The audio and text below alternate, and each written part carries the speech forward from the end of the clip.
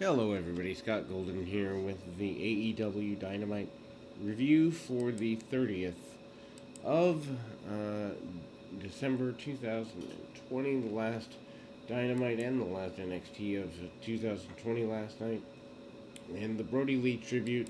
Just going to say really quickly, this is by far the best wrestling tribute I have ever seen, and ultimately so emotional. Probably the best wrestling show that I've ever seen that was not, you know, designed to put wrestling uh, at the forefront and actually put people there uh, from an emotional standpoint, take them on a ride. So, anyway, Brody Lee obviously passed away on the 26th of December. And for them to put together this show was amazing. His wife and children were there. The entire roster and production team joined for 10 Bell Salute. Uh, John Moxley promo airs. He says he's never had as hard a time coming up with the right words to say. He said that Brody Lee brought joy to the wrestling business, and he's known him from bingo halls to stadiums all around the world. And that to Lee, wrestling was just a job. 2020 had been painful for everybody, but um, he said this is like a pride soccer kick in the face. Wrestling just isn't a sport, it's a community, and we support each other. Moxley hopes that there's some inspiration to be better people and appreciate what we have. Um, you know, every day spent with Lee was a gift, he said. I love you, my brother, and I'll never forget you. Awesome, awesome. Uh, every match on the show has at least one member of the Dark Order in it, if not more. Colt Cabana and the Young Bucks, Matt and Nick Jackson, defeated Matt Hardy and Private Party, Isaiah Cassidy, Mark Quinn. Emotional opener, to say the very least. Cabana was tearing up during his entrance. He and Cassidy start off, and uh, Quinn and the Bucks each tag in. Bucks take on both the Private Party to think that the Bucks put Private Party over on the first Dynamite. Just a really interesting thing. Uh, Cabana joins for a triple dropkick on Hardy. Matt Jackson does the skin the cat, and uh, we see a dive from Cabana onto all the opponents, which is super rare. Nick manages to beat down Quinn in the corner, gets cut off from a clothesline from Hardy on the apron. Blind tag leads to a super kick from Matt Jackson. Um, and then Quinn takes out Jackson with a tope. Private Party and Hardy isolate each other or isolate Jackson in the corner, and they extend into a heat sequence, if you can even call it that, on this show. Diving crossbody, and then we see a side effect from Hardy for near fall. Hardy does some posing. Cabana attacks him, and Matt Jackson lands a twist of fate. Cabana gets a hot tag and hits a Asai moonsault on both members of Private Party. And then he hits the Dusty Elbows. He lands a hip attack. Cassidy counters a discus lariat into a crucifix for near fall. Quinn lands a dive on another. Hardy tries to direct traffic a bit and sends Private Party to the top turnbuckle. Nick tags back in, goes nuts, hits some clotheslines, and then he fights back and lands a facebuster into a moonsault, and then we hear him say, "That's for you, Brody."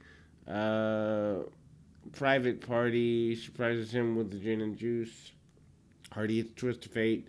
Cassidy hits a Swanton, and Quinn lands a shooting star press. Cabana breaks it up. Hardy tries to attack with a chair. Quinn wouldn't let him. There's a cutoff. Bucks hit Quinn with the Indy Taker. Cabana follows up with a Superman pin for a 3. Dark Order, -1. Brody Lee's son, who's 7 or 8 years old, is shown at ringside. Alan Five Angels, the Acclaimed. Music plays. Caster comes out. He said he had something to say. SCU runs out, grabs them from behind. Bucks hit the Acclaimed with super kicks, and Cabana hit the bionic elbows, and they go running away. Darby Allin talks about Brody Lee. Allin says he's happy when Lee came to AEW, desperately wanted to fight him. He says this is the one guy he wishes he could have wrestled before. The next match, Eddie Kingston takes the mic, says, Brody, I love you. I miss you. Now the niceness is out of the way, and he said Dark Order is nothing without Brody Lee, which, honestly, one could agree to that. So Dark Order, Stu Grayson, Evil Uno, and Lance Archer with Jake Roberts defeat Eddie Kingston, Butcher, and Blade with the Bunny. Lance Archer wore the Luke Harper type gear with the tank top and the blue jeans. Uno attacks Kingston before the bell.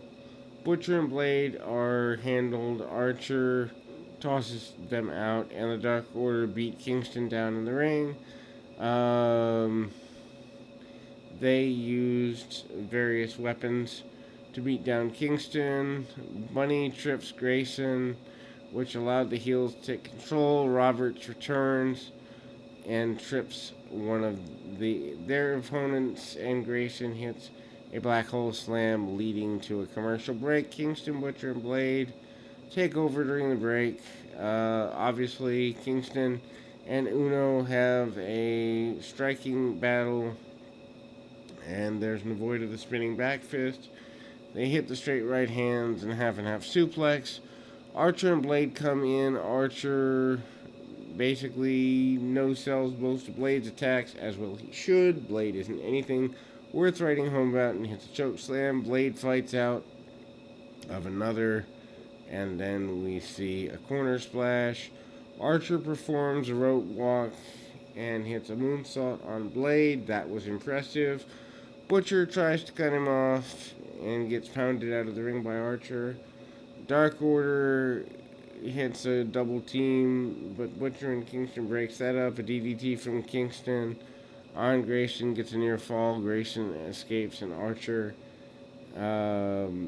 nails an attempted backflip kick. Archer sets up the blackout on Blade.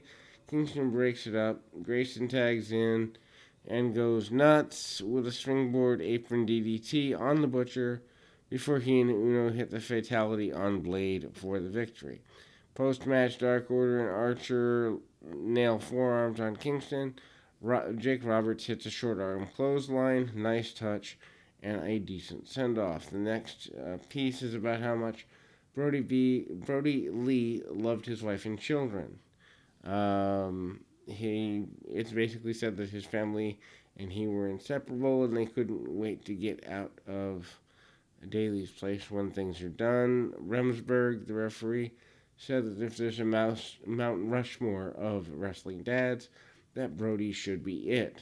Dark Order, Silver and Reynolds and Hangman Page joining in, defeated the Inner Circle, MJF, Santana, and Ortiz with Guevara, Hager, and Wardlow.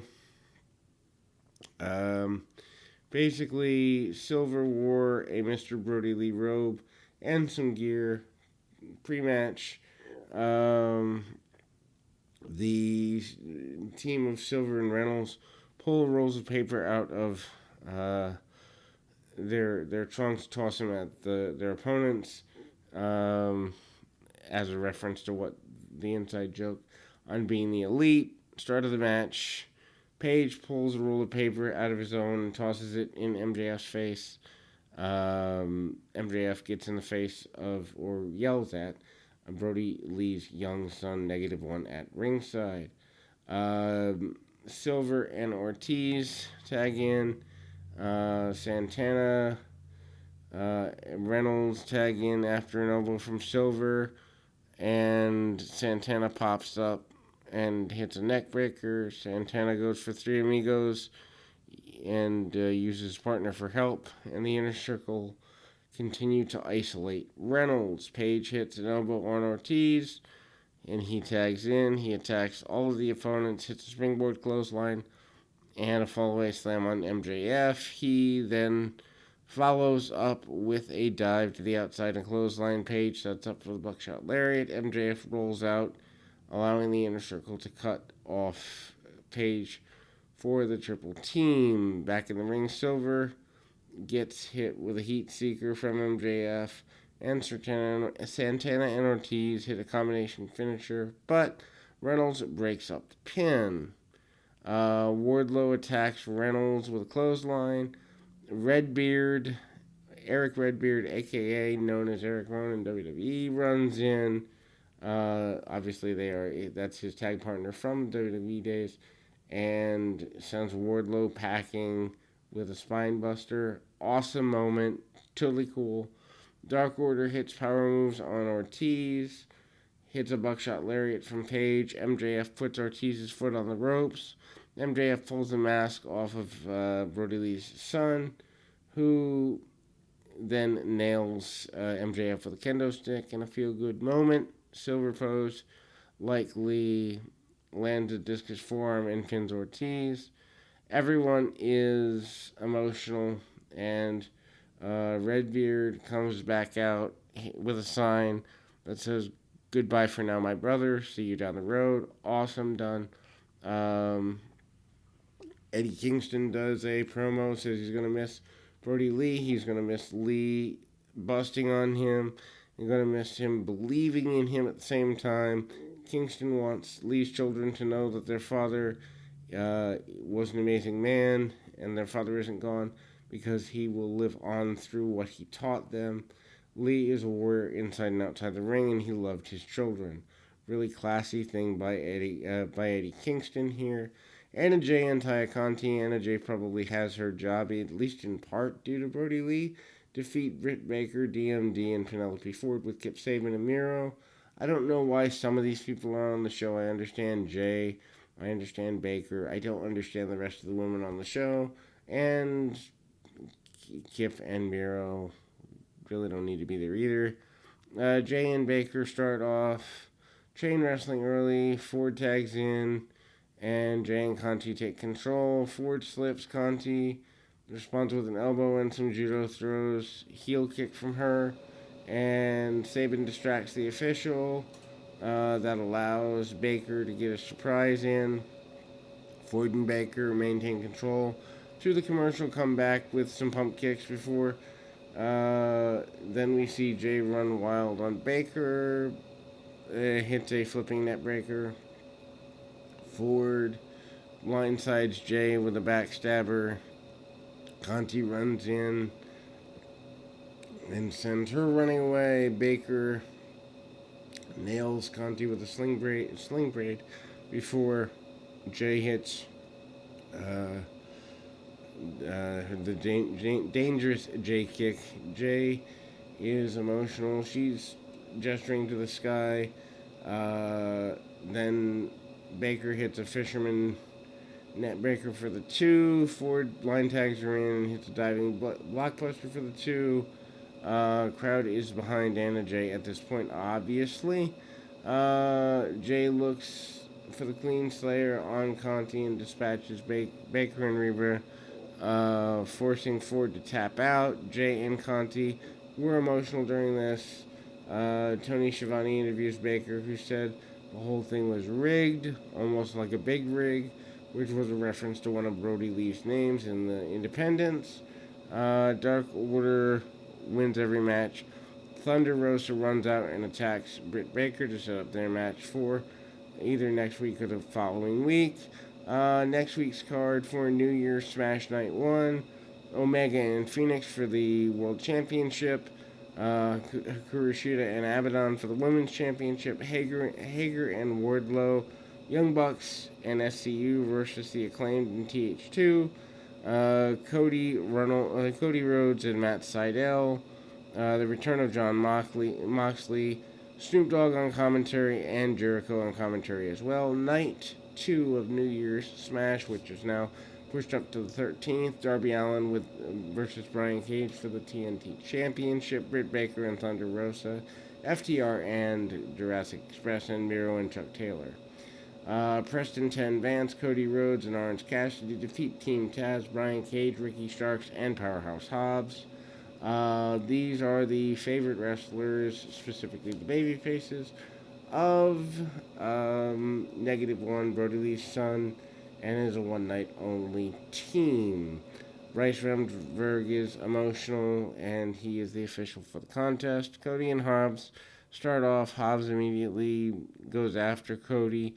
Starks tags in and gets nailed with several strikes and lands a drop kick for his trouble. He follows up with a shoulder tackle, and this allows Cody to catch his breath. He fires up, regains control.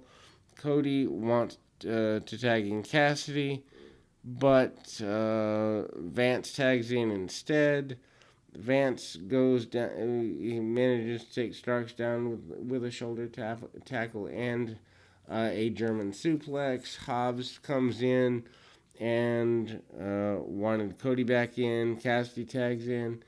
Cassidy does his comedy in the Greco-Roman knuckle lock, putting his hands in his pocket, and then a shoulder tackle and the fake kicks. He fires up, goes for a tornado DDT. Hobbs counters into a spinning Oklahoma Stampede, which was well done. This heads to commercial. Post-break, Cassidy basically is touch and go. Hot tag to Cody. Power slam from Cody on Starks. And then Cody throws his weight belt into the crowd. Cage hits a knee from the apron and lands a double clothesline. 10 tags in, goes nuts for a while. Hits a power slam on Starks. He poses for the Brody Bomb on Starks and avoids 10 spinebuster and hits a spear for the 2 count. Cassidy goes in for the beach break. Starks tries to turn that into a Rochambeau, doesn't get there. Cassidy hits a tornado DDT for his trouble.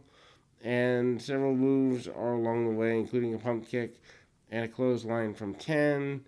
Starks capitalizes and hits a tornado DDT for the near fall. The crowd is chanting for 10. Taz grabs a chair. Arn Anderson cuts him off with a chair of his own. Cassidy hits the orange punch. Cody hits Crossroads, and 10 hit a Spinebuster. Remsburg counts the 3. All the matches are won by members of the Dark Order in all 5 cases. Winning team, obviously emotional. 10 very emotional because he was given his chance, in great part because of Brody Lee. Team Taz attacks and Darby Allin runs out. Lights go out again, and Allin is joined by Sting. We go to commercial, and we close with a celebration of life. Cody Rhodes is alone in the ring when we return. He's near tears. He quotes Samuel Johnson, who says, "You can judge a man by his character, but by how he treats somebody who can do him no good." Basically, they talk about some stories about all the people that are positively impacted by Brody Lee. Brody's son, Brody Lee Jr., comes in with a full entrance, and he comes out with his mother, Preston Vance, and Tony Khan. He takes his father's boots and places them in the center of the ring. Cody drapes a cloth over them.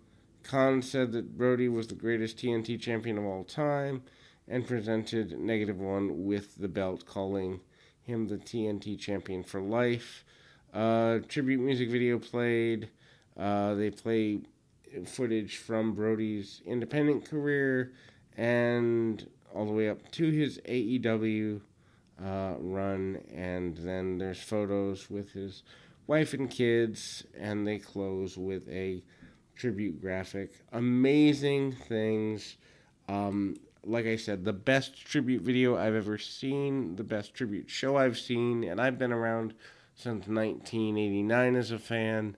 Really classy thing. Tony Khan and AEW stepped up, embarrassed every other wrestling promotion in history with how classy they did this on the first time through.